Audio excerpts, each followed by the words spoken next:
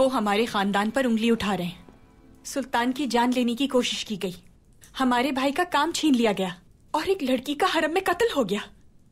अब्दुल कादिर, उस रात आप सुरंग के रास्ते महल में दाखिल हुए थे। अगर आपने कुछ देखा है तो हमें बता दीजिए।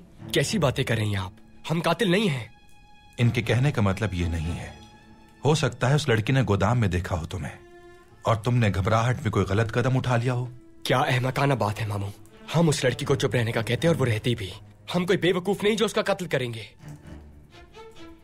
हम जानते हैं आप ऐसा कभी कुछ नहीं कर सकते शहजादे, लेकिन आपकी फूफी को इस राज के बारे में पता चल गया है। अब हमें धमका रही है वो।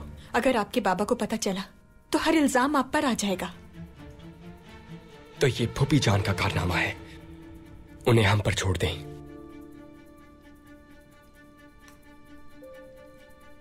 बात करते हैं हम उनसे।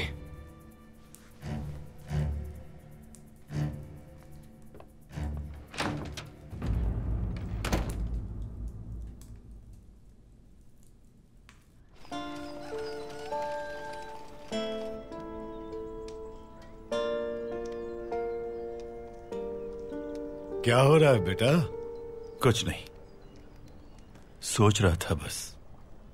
क्या सोच रहे हो?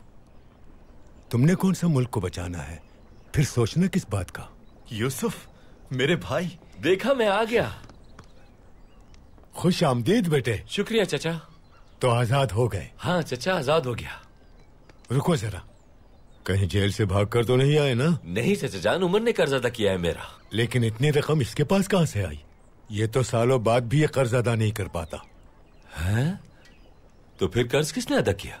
यकीनन किसी ने खैरात दी होगी। दुआ करो अल्लाह उसका भला करे। आमीन आमीन बाबा जान, आमीन।